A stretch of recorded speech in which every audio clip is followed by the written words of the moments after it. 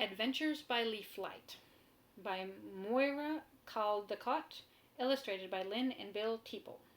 With love for Julianne, for Stratford, Leonie, Rachel, and Oliver, for everyone called me. Introduction. Josie was a little girl who found herself unable to run about and play like her sister Deborah while she was recovering from an illness. She spent a great deal of time by herself in the garden and soon found a world there that was just as interesting as the one she was missing. She had always had a great love for growing things, and her father for a long time had always asked her where the new plants should go. She knew some of them liked to be in shady places, and some in sunshine. Some also liked to have damp, mossy beds, and others wanted to be in dry, crumbly soil. These things she had been told by friends, but some knowledge came to her from inside herself without any telling, when she was holding the plant, trying to feel how it was to be the plant. This way, for instance, she learnt that the blue forget-me-nots wanted to be with the small white daisies because they felt happy together. When they were planted in the rain and sunshine had helped them to flower, they looked beautiful, and when she sat beside them she could feel their joy. The pale orange poppies looked beautiful with the rich, dark, velvety wallflowers, and whenever she looked at them she felt at peace with everything. Even if she were cross or sad, she just had to be with plants that were happy together, and she would feel better. Then one day she started to see things in the garden that other people could not see. It happened when she was very quiet and had been sitting for some time feeling very close and loving to everything that lived in the garden. It was rather like the kind of thing that happens in a busy street when you are waiting for someone. At first you are aware of the cars and bicycles and people passing, and then you stop noticing them and notice instead some little incident, like a column of ants trying to push a crumb that is too large down their hole in the sidewalk. No one else can see them because they are so busy rushing about buying things and talking to people. When you become interested in them, everything else around you seems to fade into the background. Josie had grown used to seeing the little half-hidden things like ants and tiny spiders going about their business that most people missed, but now she seemed to see a whole other world. A world of secret people, small as feathers, busying themselves with a life as full as ours, but normally invisible to us. The Expert. One day, Josie noticed a very small person climbing up a hollyhock stem. He was puffing and panting. His small cheeks were very red and warm, his tiny fat legs barely stretching from one notch to another. She first became aware of him because he was making such a noise. His breathing was heavy, and bits and pieces of the hollyhock stem were breaking off as he climbed. He is not doing it very tidily, she thought, remembering mountaineers she had seen on television. But then he had no ropes, no clamps, no friends in large boots and comforting red socks. His concentration was absolute for the first part of the climb, but when he was halfway up he paused, out of breath, and noticed her. He stared at her with his small bright eyes with growing indignation.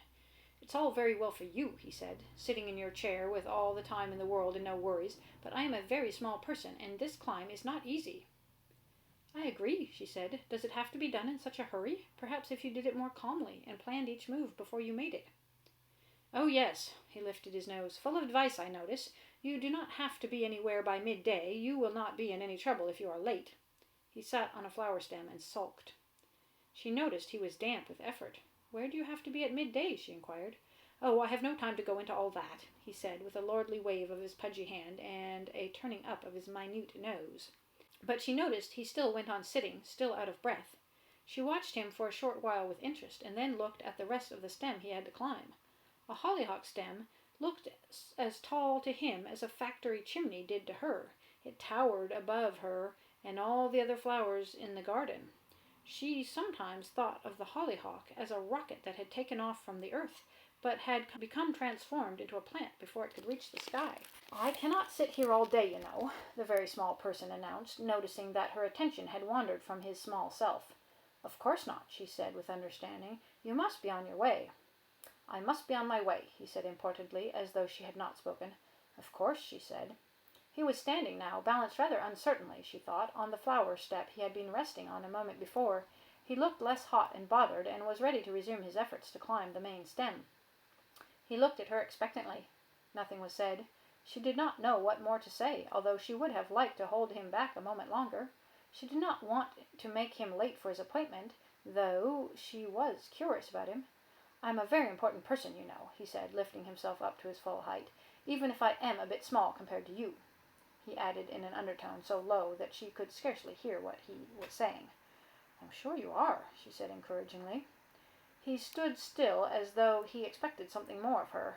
As she said nothing, he clicked his tongue with irritation and took no more notice of her. The noisy and laborious climb started again. A robin flew down to the rosebush and peered at the very small person. You must not touch him, Josie said sharply. He is a friend of mine. The robin nodded and turned his attention elsewhere. Ah, the small person said, pausing again and looking over his shoulder at her. As soon as we learn that we are talking to someone of importance, I see, we claim friendship. It is like that, is it? No, not at all. Josie was indignant. I just wanted to... I know what you wanted. I have had it happen before. No one takes any notice of me because I am not tall and elegant like some people. But as soon as they are aware of my position, they make a great fuss of me, wanting to see what favors they can get, I suppose. Josie was quite angry at this. It was so unfair. She, of all people, liked people for themselves and not for what she could get out of them.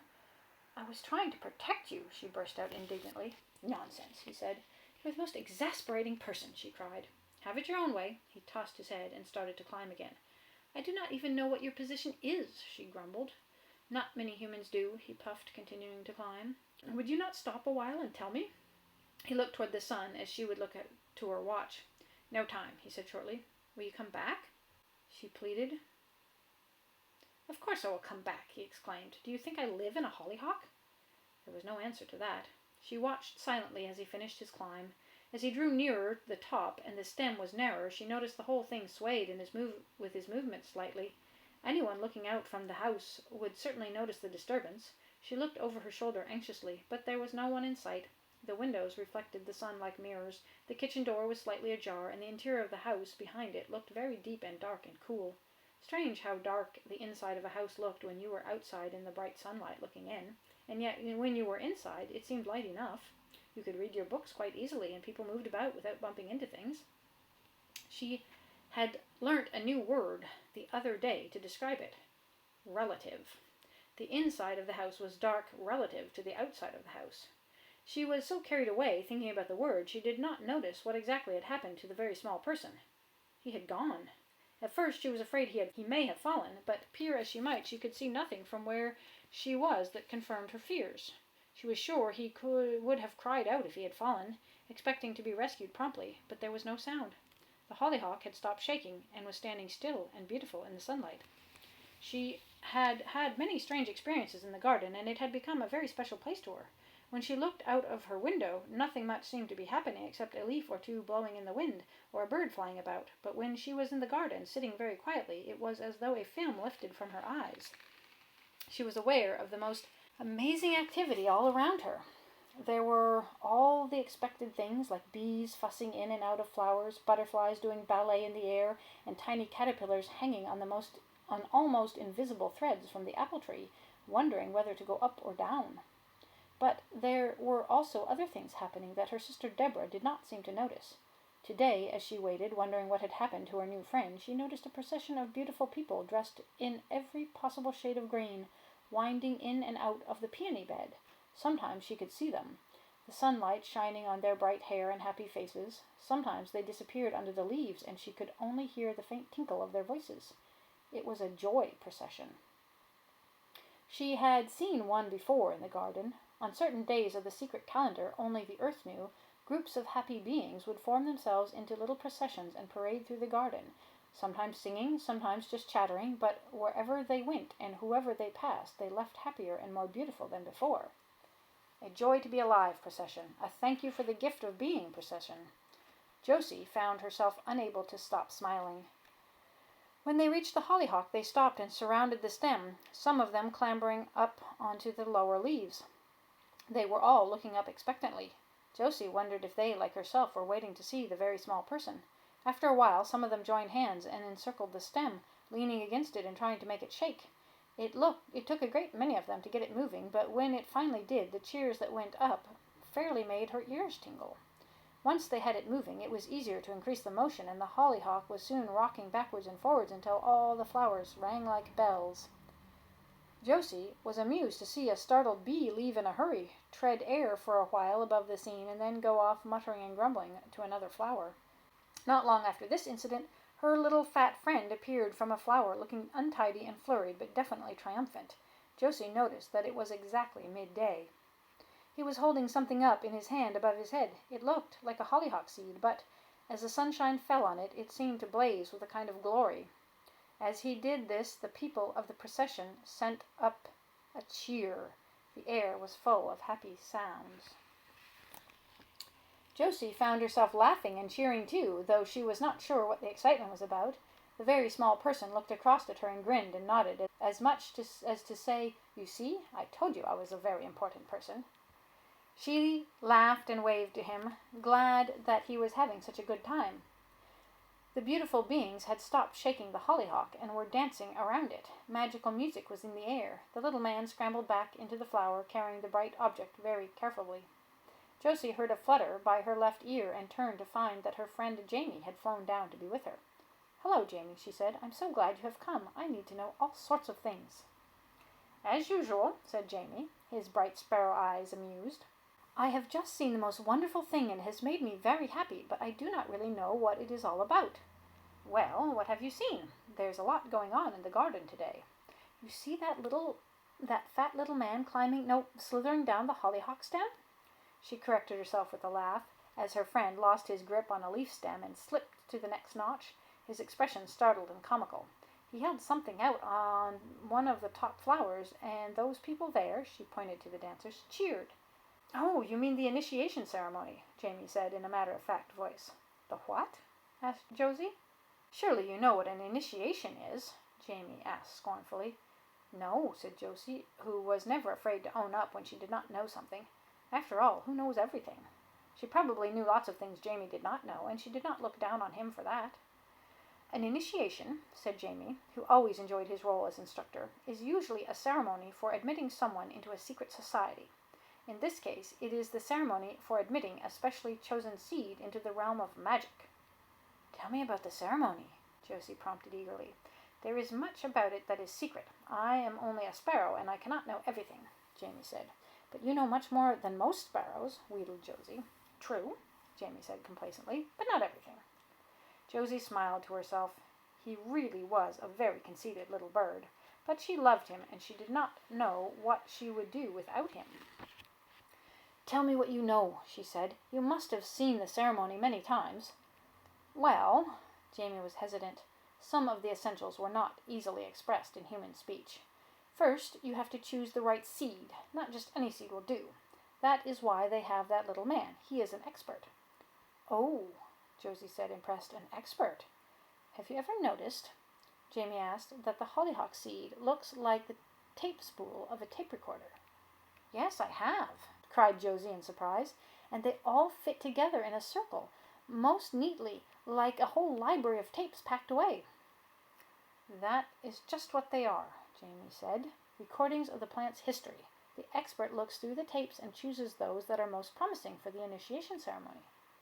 "But what is it? What happens?" "The seed that is chosen is held up at midday to the sun." "I saw it," interrupted Josie excitedly. "I saw it sort of blaze up with light." "At that moment you saw an ordinary seed become a magical one," Jamie said. Josie gasped. "It has something to do with the sunlight, something to do with the joy and love in the hearts of the secret people at the moment it is held up, something to do with a power that comes from nowhere and no one understands, but however it happens, after the ceremony that particular seed is a very special one. Have you not noticed how some flowers are so beautiful and perfect that you seem to stop being yourself when you look into them and become someone who can see more than you have ever seen before? The tiniest and most beautiful things, too small for normal vision, colors that shade into other colors more subtly than any you have noticed before?" "I have," said Josie with a I truly have." "Then you have looked into the heart of a magic flower," Jamie said quietly. Josie would like to have continued this conversation forever, but the garden was invaded by Josie's sister Deborah, and everything instantly changed. Jamie flew away like any ordinary sparrow, and the visions Josie had been seeing were as though they had never been. "Mother said you might like some company," Deborah said grudgingly. "I've been sent out to play with you." Josie looked at her speechless. "What do you want to play?" said Deborah. "I have brought the draughts and the dominoes." The wedding. As soon as Josie came into the garden on the first day of spring, she knew that something special was going to happen. The air was shimmering with light, and she could feel bustle and excitement all around her. Beneath the background wash of noise that was always there from the traffic on the main road, she could hear music. She leant down as close as she could to the earth and heard it more distinctly. She followed the sound until she reached the hyacinth, and there she knew she had not been mistaken. Silver bells and golden bells and bells of purest crystal were chiming and counter-chiming. Josie felt as though she were dancing. "What is it?" she asked Jamie, who was perching on the great white rock at the edge of the limestone rockery. His bright little eye checked out everything in the garden. It was not easy to keep a secret from Jamie, and most of the garden inhabitants did not try. "A wedding," he said importantly, "and I am lookout." Josie was impressed. "That is a great responsibility," she said, knowing that Jamie loved to be appreciated. "Who is to be married?" "The young Baradike to the white hyacinth Princess Meralda." "A royal wedding?" Josie said excitedly. No wonder all the bells were ringing, and every bud in the garden was pushing to burst out of its winter sheath. The cherry tree, with no hope of getting its blossom out in time, was playing host to a choir of blue tits, every branch and twig covered with little birds fussing and jostling to get the best position. "Just look at them," said Jamie with a note of scorn in his voice. "There's plenty of room for all of them, but you would never think it to see them push against each other so." Josie laughed. "You are not so superior," she said. "I heard you sparrows having a real set-to in the apple tree yesterday." "That was different," Jamie said with dignity. "It was an argument over nesting rights. Quite a different matter altogether." Josie was saved from going into the subject further by a movement among the hyacinths. When she came into the garden each day, it took a bit of time for her eyes to adjust to the secret life that went on there, and for a while, even after she had located the bells, she could see nothing but the waxy beauty of hyacinths in full flower. Now she was beginning to see figures moving about. The queen herself swept into view in a gown flowing like water but as white as a lily. "It is absurd," she was saying. "She refuses to wear the coronet. Everyone in our family has worn it at their wedding for more than 1,000,000 years. The pearls came from the moon sea and flowed to earth on the very moon ray that began our dynasty. How can she be so difficult?" "Perhaps she wants to break with the dynasty," the king murmured. "What? What did you say?" the queen said imperiously. He cleared his throat. "She is very independent, my dear," he said mildly. "We must remember it is her wedding, not ours." "Nonsense. It is a family wedding. She should wear the family jewels." Josie could see the king did not agree, but he said no more. Josie's attention was distracted by a flurry of movement from amongst the early red shoots of the peony bushes. People were setting up brightly colored tents and stalls. The wedding celebrations were evidently the excuse for having a fair. The place was becoming rapidly more and more crowded as people from everywhere converged on the garden for the wedding. Children in their best clothes were escaping from preoccupied parents and sliding down grass stalks to land in the mud. The sound of their laughter was as sweet as the bells. Josie could not help laughing out loud at one particular little boy who managed to rig up a swing of slender clematis stems and become so carried away with excitement that he swung too high, fell off, and landed high up in the fork of twigs on the lilac bush. His fat little legs waved in the air, and his red little face was a study of indignation. At first no one noticed his accident, and Josie wondered if she ought to help him, though she was loath to do this, having noticed before how the secret people tended to disappear if she interfered with anything of theirs. Luckily, his enraged cries brought help fairly soon, and she had the pleasure of watching the rescue. What a performance! Ropes of silk, ladders of cotton, sticks and staves to prise him loose. More than a dozen foremen shouting orders to one flustered little person who seemed to be the only one prepared to risk the climb. "A little bit to the left. No, now to the right. Watch out, that branch is snapping." Oh dear, thought Josie. It would be much easier if I just lifted him down. But that was not the point. There would be no fun in just being lifted down by a giant hand. The fun was in the bustle and challenge of trying. "Boo-hoo," wailed the fat little boy, thinking that he was not getting enough sympathy. "Boo-hoo," wailed his mother, sure that he would crash to the earth in pieces even though she had told him to be careful. "Seize his leg," shouted someone. "No, no," screamed the boy. "Fetch a parachute," a little girl suggested. "It isn't dandelion time," her friend said. At this moment there was a stir from the direction of the hyacinths, and the Princess Meralda, beautiful in silk and gossamer, appeared. "Poor boy," she said, and released the dewdrop diamond catch of her cloak so that it floated up in the spring air like a silken bubble until it reached the lilac bush. "Catch on to it!" everyone cried, and the boy stopped blubbering long enough to reach out a pudgy hand and seize the corner of the moon mist cloak. "Hooray!" everyone cried as he managed to hold it down. "Now haul it in and hold all four corners," said the princess. The crowd gasped as he nearly fell, reaching out for the flowing and billowing fabric, but he managed to do as she suggested, and then all they had to do was wait for a breeze to fill the sails of it so that he could float to the ground. "Here he comes," cried many voices as the daffodils began to bend. "It's nearly here," as the crocuses caught the movement. "Prepare to jump," the princess said. "Jump," the crowd yelled. And jump the boy did, his eyes bulging with alarm, but the breeze caught him and he floated free, ballooning with slow dignity across the lawn. "I'm flying," he cried. "Look at me, I'm flying." "Watch out for the holly bush, mind the rose." "He's going higher and higher," wailed the mother as she watched her little son lift on the breeze and float gently and inexorably towards the fence. "Bring back my daughter's wedding cloak at once," commanded the queen. The princess had her hands to her mouth, half horrified at the turn events had taken, half shaking with laughter at the sight of the fat boy and the gossamer balloon. "Come back," everybody wailed. "How can we bring him back?" "Shoot him down." "Do not dare." "Oh, oh," cried the boy, now not so pleased with the sensation of flight. Jamie gave a deep sigh. "I do not know," he said with tired resignation, "how people get themselves into these predicaments." And he flew off to the rescue. When the boy had been safely delivered back by Jamie, and the princess had her cloak again, the wedding preparations that had been so dramatically interrupted continued. Josie heard the queen say to her daughter, "Well, if you will not wear the moon pearl coronet, what will you wear?" "I want to wear the star I found the other night when I walked with Baradike by the lake." "Good gracious, girl, it is only a reflection. It is real for us, but no one else can see it. We can. But what will people say if you have an invisible star on your head?" "They will see the reflection of our star in my eyes, even if they cannot see the star itself. They will say, 'See, she wears a star as a crown. We can see it in her eyes,' and they will be happy for me." "But the coronet is so grand." "But it is not my coronet. It did not find me. The star sought me out and gave itself to me when I was walking with the one I love." The quiet king raised his hand to stop his wife from arguing any more.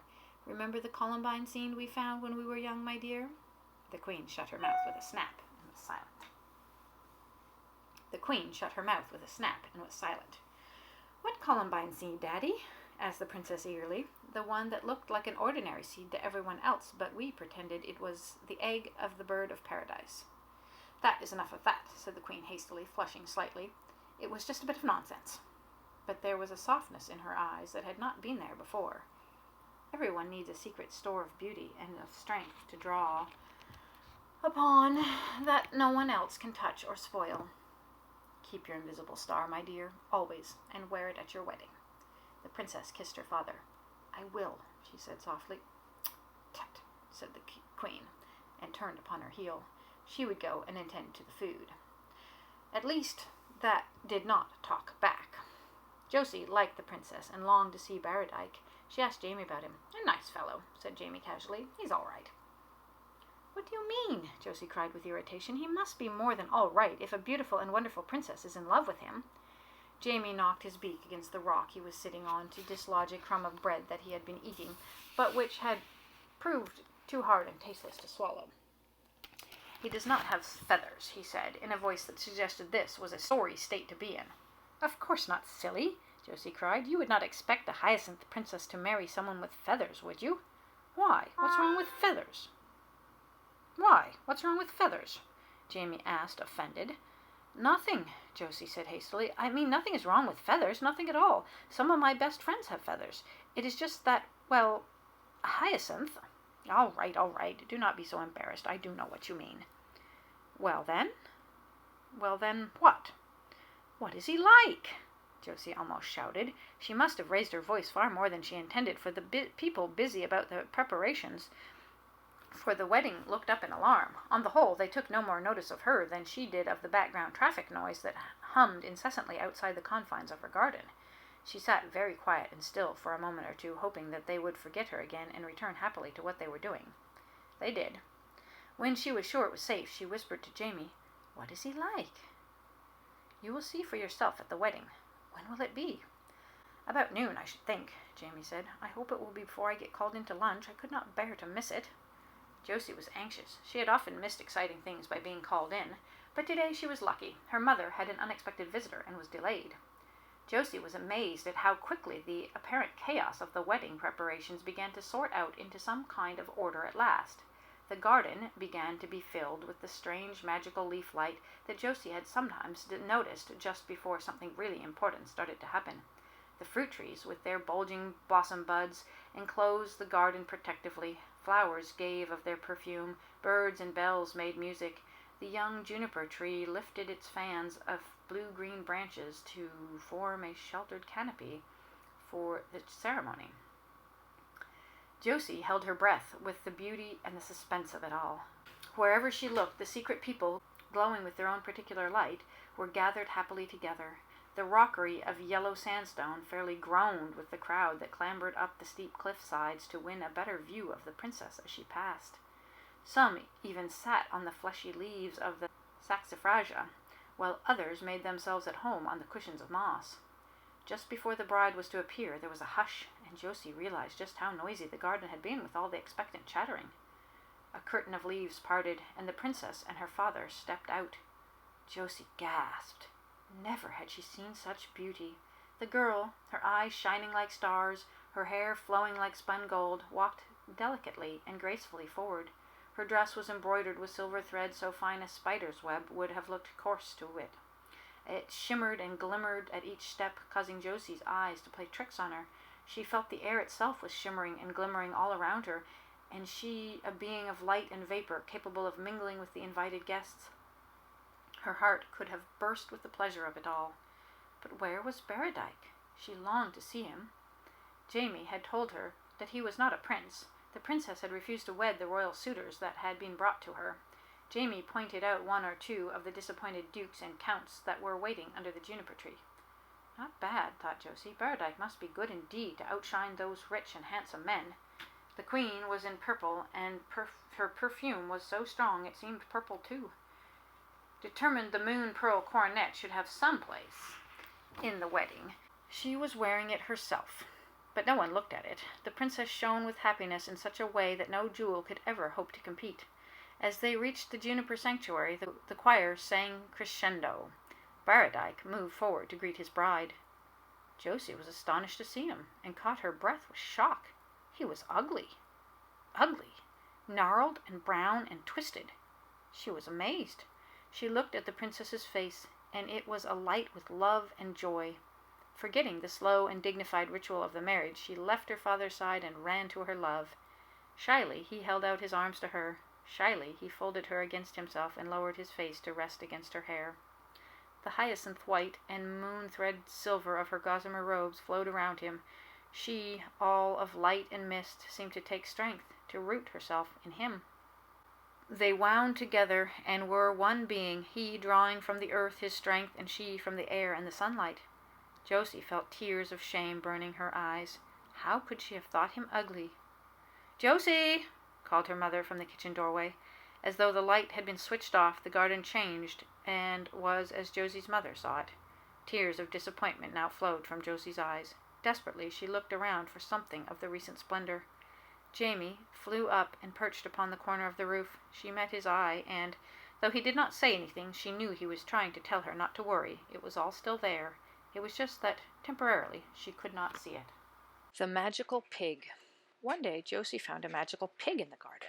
She was not sure how to greet it, so at first she just sat quiet and watched it rooting and snuffling among the cabbage leaves and carrot tops of the compost heap. She had never seen a magical pig before, and was amazed how white it was. It even glowed when the sunlight caught it from certain angles, and seemed almost transparent.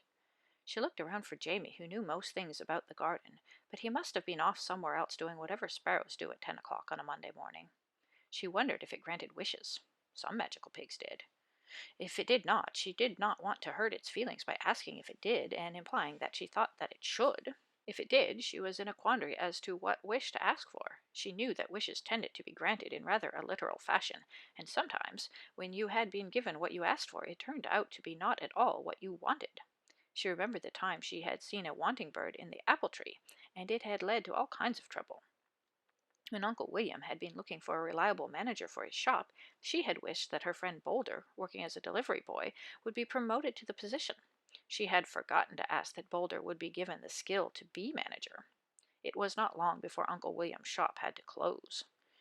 The pig moved away from the compost heap and onto the vegetable patch. Josie did not say anything as it chomped its way through the spinach, but when it reached her favorite lettuces, she decided it was time to make conversation. "Excuse me," she said politely. The pig looked up surprised. He was not used to being seen, let alone addressed. "My name is Josie," the remarkable girl child went on, looking him straight in the eye. "What is yours?" The pig thought for a moment. He did not feel inclined to make conversation when such a delicious row of lettuces was waiting to be eaten. On the other hand, it was unusual to be spoken to by one of those ugly human creatures. "Well, it depends," he said at last, looking at her hard. "What do you mean, it depends?" she said, puzzled. "A name is a name. It doesn't depend on anything." The pig snorted scornfully and went back to the lettuces. But after a while it decided to renew the conversation. "What does your mother call you?" It asked the question as though humoring a very stupid person. "Josie." "Does she ever call you anything else?" "No." "Never?" Josie's mother put her head out of an upstairs window and called down, "Darling, are you warm enough?" "You see," said the pig triumphantly. Josie looked disconcerted. "Yes, thank you," she called back to the window. The face withdrew, and the casement dropped. "I did not think you meant that sort of name. It is not my name." "But she calls you by it, and you answer." "Yes, but—" "Aha! We have reached the yes buts, have we?" The pig was highly delighted with the turn of the conversation. Josie began to feel annoyed with it.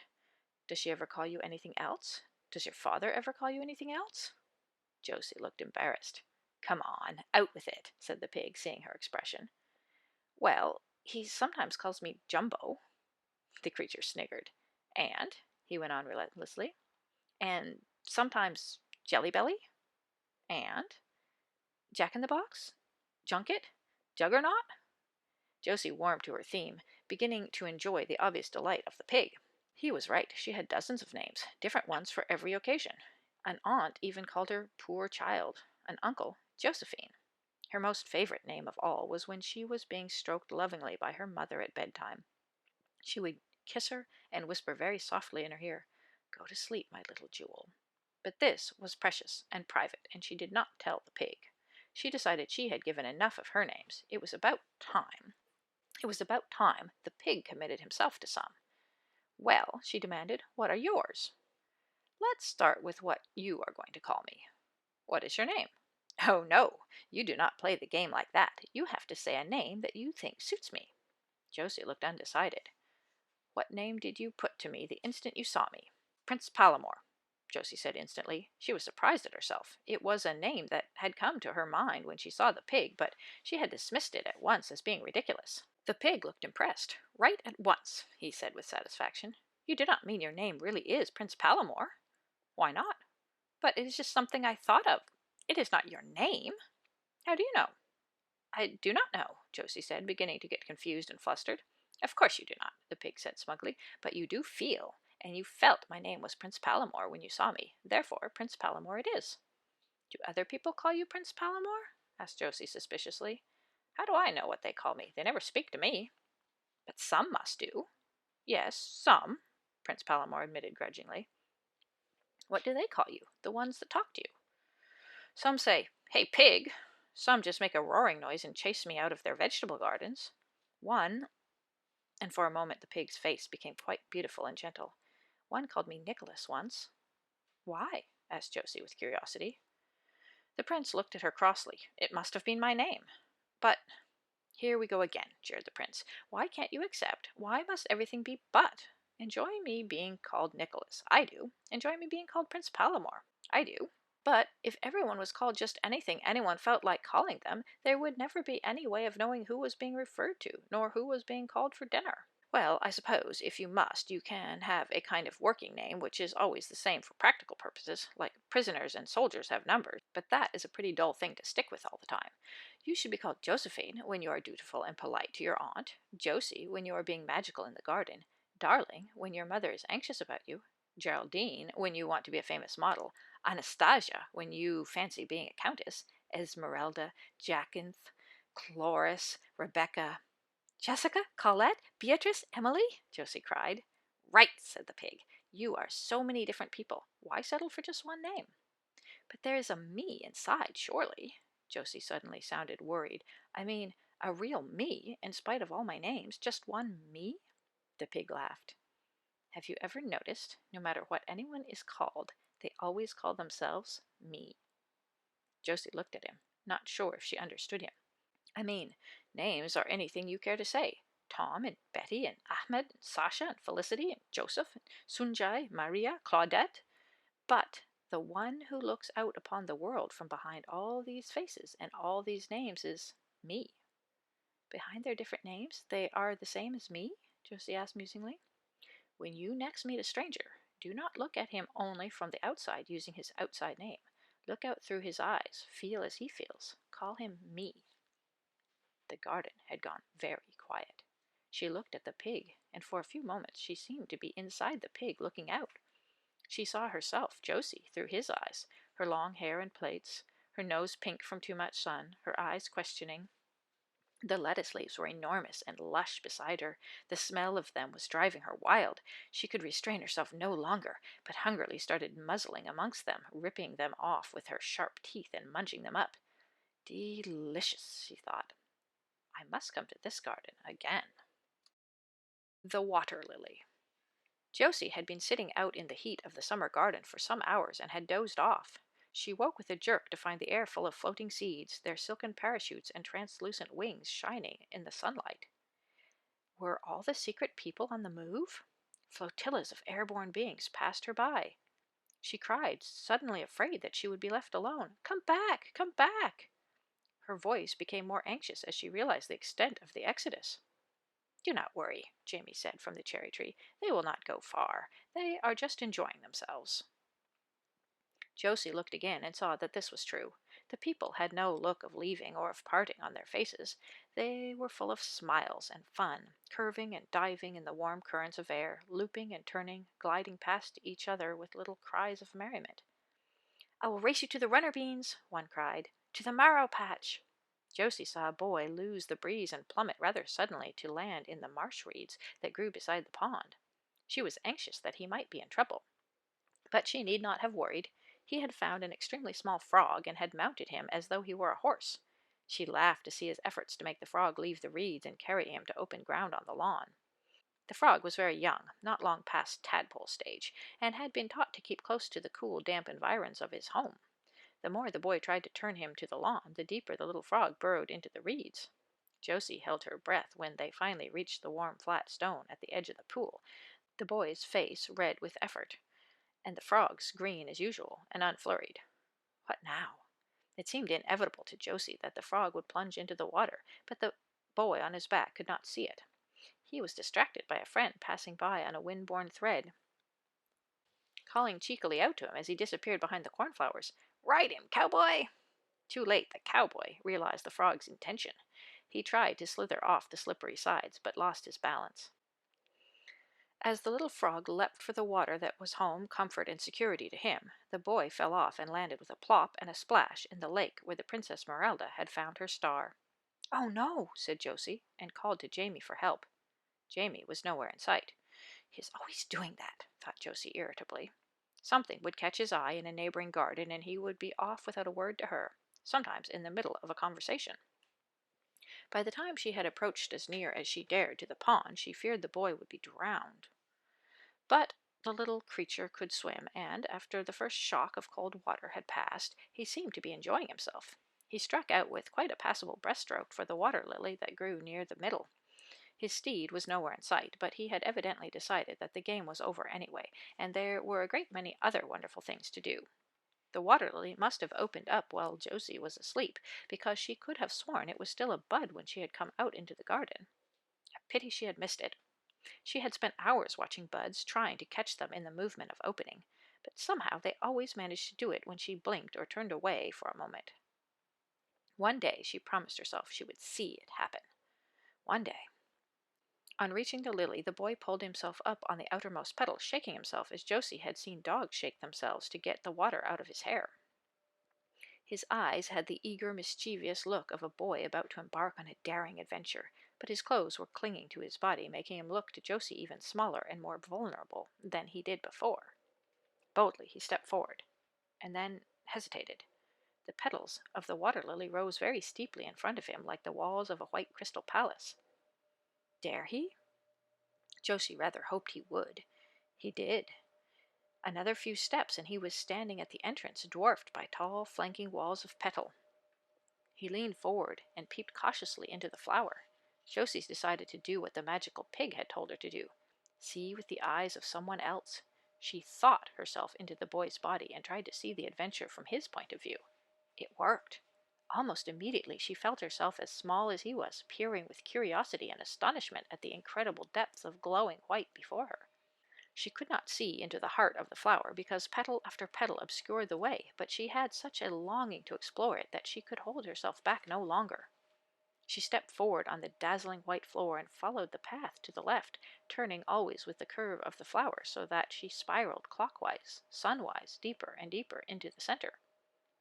At each turn the brilliant whiteness of the walls took on a tinge, first of cream and then of the palest yellow, deepening as she left the outside world further and further behind. She could see nothing now but the towering walls of petal, the sunlight so shining through them that they appeared to contain millions of minute crystals. Perhaps crystal is the wrong word. They were not hard, they looked like crystals, but when she touched them they were soft and cool, yielding to her. Feeling slightly dizzy with the maze-like turning of her progress to the center, she paused and rested her back against one of the tall petals. She seemed to sink into the light, floating on the perfume of the lily, which was so strong it almost seemed to be touchable. Voices, soft as wind in distant grass, whispered to her. Come, they seemed to say, come further. With us you will find your heart's delight. She followed. She followed, turning as the flower turned, until the yellow was so strong she could feel it like sunlight on her skin. And in the center she found a hall of gold so blazing with light her eyes could scarcely hold its image. Threads of moving brilliance were weaving to and fro over the surface of the walls, like reflections of sunlight on water. Columns of gold held up an unimaginable blue sky she could see far, far above her. Musk scent, lily scent, sound of voices singing so softly they seemed to be in her own head, and not outside at all. In the center of the center danced a girl of light, holding out her hands. Josie danced. Josie felt herself dancing. Josie moved all her limbs in graceful floating movements. She wanted to stay forever. Forever, whispered the voices. Forever. The faintest shadow flickered through the hall. She looked up, and in the patch of vivid blue sky that showed through the petals she could see the gossamer sails of gliding seeds. She saw the faces of the boy's own people calling him back. She felt the pull of many worlds. Her own, his, the golden one at the lily's center. Oh, how she loved to dance! But the boy was turning. She could feel his world pulling him away. Traveling in his body, she had to go with him, back down the tunnels of shining white to the garden pond that stretched like a lake to the far shore where he had fallen from the frog's back. She felt the water as he swam, but as he reached the land she felt the snap of change and was back in Josie's body. You're not very talkative today, are you? Said Jamie, who was back. She looked at him, dazed, not yet used to being herself. And then she remembered the boy. Was he safe? She looked into the reeds at the side of the pond. He had chosen one and was climbing it like a pole, already primed for a new adventure. She saw his friend swooping towards him in flight. He, lifting his arms, the two of them flying off together across the garden, laughing at something. They will be late for the aerobatic competition if they do not hurry, said Jamie. Are you coming to watch? Of course, said Josie, taking a deep breath. She was also ready for a new adventure. Stars. Some very shy people lived in the sandstone rockery. Josie hardly ever saw them, but one day she found one of them standing quite boldly in the open, staring at the sky. Do you mind if I talk to you? Josie asked quietly, hoping not to startle him. He turned to her, his gentle brown eyes curious and kind. He did not answer at once, but seemed to be considering. There was no fear in his face, only wonder. You do not often come out of the rocks when I am here, and I have been longing to meet you. He smiled. I am pleased to meet you, he said. I was wondering if you were real or if I had imagined you. Josie looked indignant. After all, she was the human. She was the one about whose existence there could be no doubt. Of course I am real, she cried. The rock person laughed at her expression, but not in an unpleasant way. I see you are, he said, with a teasing twinkle in his eyes, and then he turned his attention back to the sky. What are you looking at? She asked curiously, peering up and meeting the blank stare of a cloudless sky. The stars, he said simply, continuing to scan the heavens. But the stars do not come out in the daytime, she said, puzzled. He lowered his gaze and looked at her in surprise. What do you mean? You can only see the stars at night when it's dark, she explained patiently. The rock person looked back at the sky, a slight frown between his eyes. He stared at it for a while and then looked back at her, still with a puzzled expression. But I can see them quite clearly, he said. Do you mean to say that you cannot? Josie looked up at the sky again. No stars, only the sun. Perhaps that was what he meant. She had been told once that the sun is a star. It only looks so much bigger because it is nearer. I can see the sun star, if that is what you mean, she said. He shook his head slightly and started to point to different parts of the sky. She stared and stared, but could see no stars. She told him so. He looked at her sympathetically. I am so sorry, he said sadly. I did not know that there was something wrong with your eyes. There's nothing wrong with my eyes, Josie almost shouted.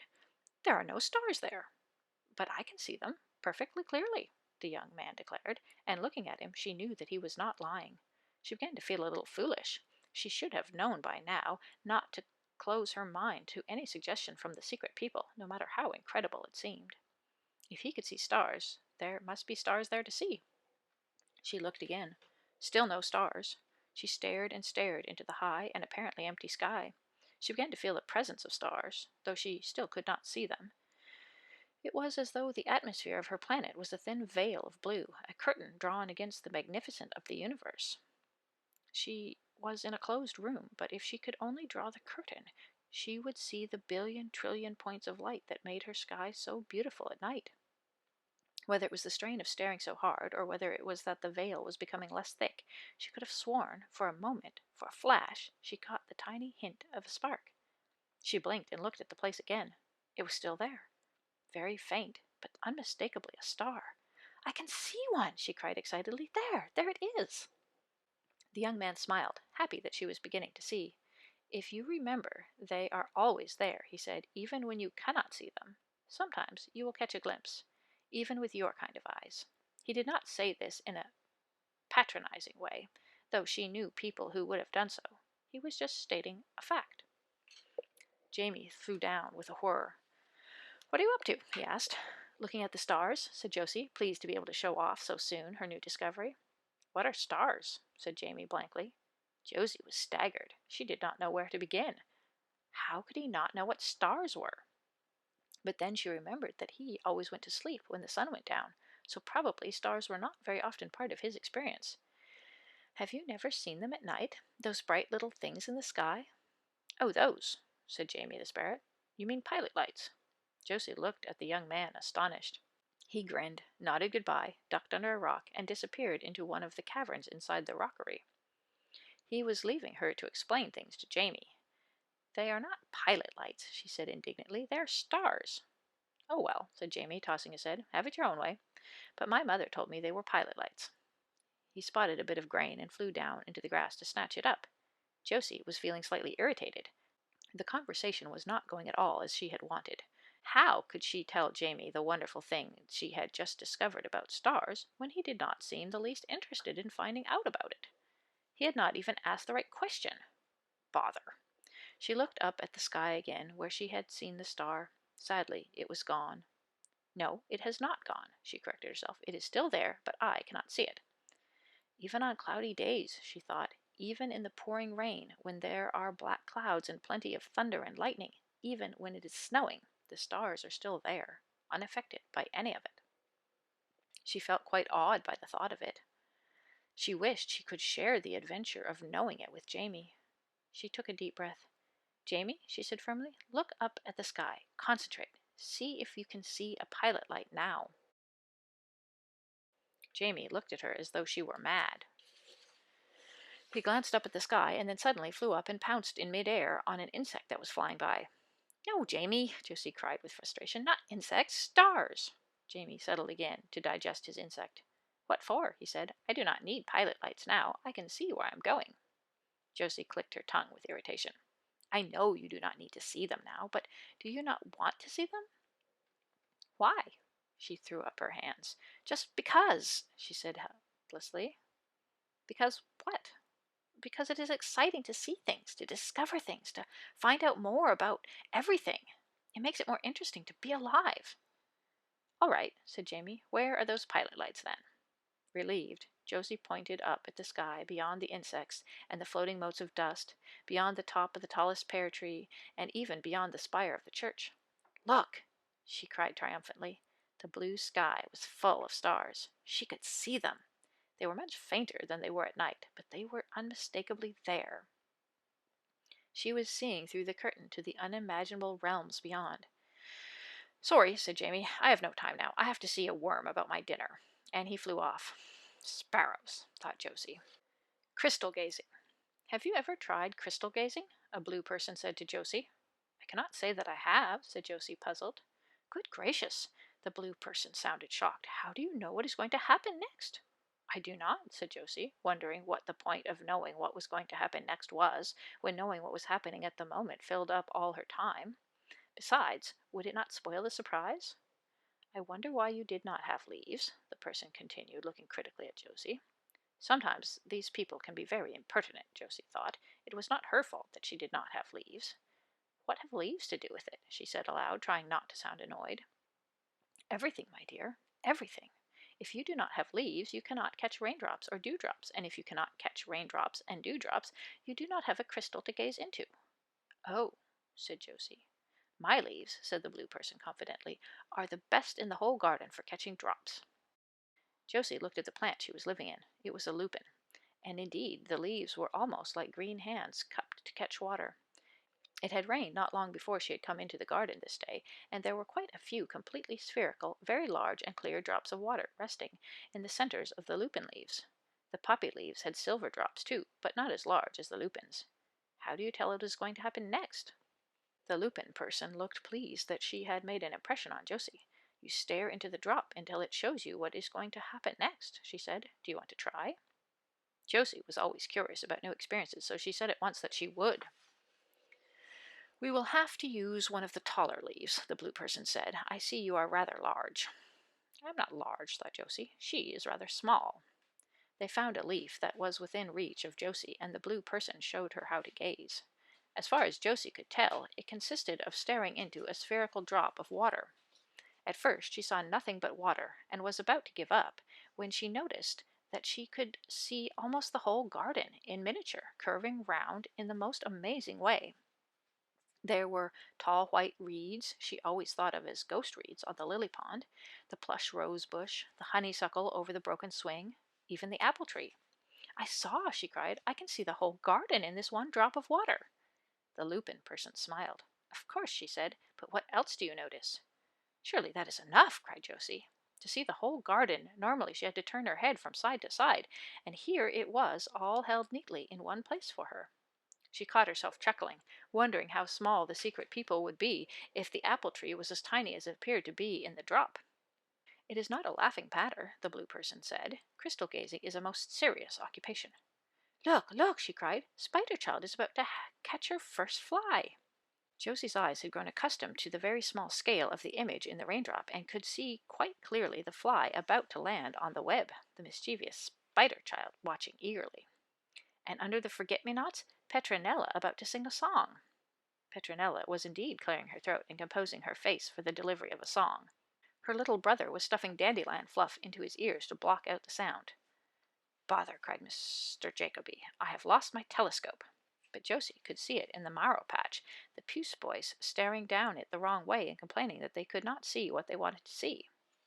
What they were about to see was Mr. Flupath, and he was puffing along in a very bad mood. He would certainly not be pleased to be looked at the wrong way through a telescope and reduced in size. He had a very great sense of his own dignity. Oh, oh, thought Josie, they are bound to laugh, and then Mr. Flupath will shout, and another bubble of importance will burst out of his ears. It was always a messy business. Balderdash is going to fly, the blue person shouted excitedly, and sure enough, Josie could see quite clearly in the drop the clumsy, lopsided Balderdash making a heroic effort with hollow reeds and bits of tissue paper. He had been trying to fly ever since Josie could remember, and had more bruises than anyone she had ever met. But he never gave up. This time he seemed to have compensated for his lopsidedness by the skillful use of empty pea-pods, and he really looked as though he was finally going to do it. You see, said the blue person smugly. I see, said Josie happily. It had been an interesting experiment. She looked up from the dazzling drop of water, astonished to see the garden stretching around her in every direction, but while she looked at some things she lost sight of others. She could see Mr. Flupath puffing along in a bad mood, but she could not see, without turning her head, that the Puce boys were about to look at him through the wrong end of the telescope. Consequently, had she not looked first into the crystal drop, she would not have known that he was about to be very annoyed at his loss of self-importance. Perhaps that is how real fortune-tellers do it, Josie thought. They gaze into their crystal ball and see the whole pattern of life at once, and they can see things in another part of the pattern that are only going to affect this part before we can. She felt very pleased with this thought. She had heard of some really good fortune-tellers who managed without the crystal ball, but had some secret way inside themselves of doing the same thing. Perhaps it was not bad that she did not have leaves to catch raindrops after all. Perhaps she could learn the way of the secret inner crystal gazing. She would ask the blue person. But the blue person had gone. Jamie flurried down and knocked the lupin leaf by mistake. The silver water broke into tiny droplets, splashing to the ground, and disappeared. Another day, she thought. There is always another day.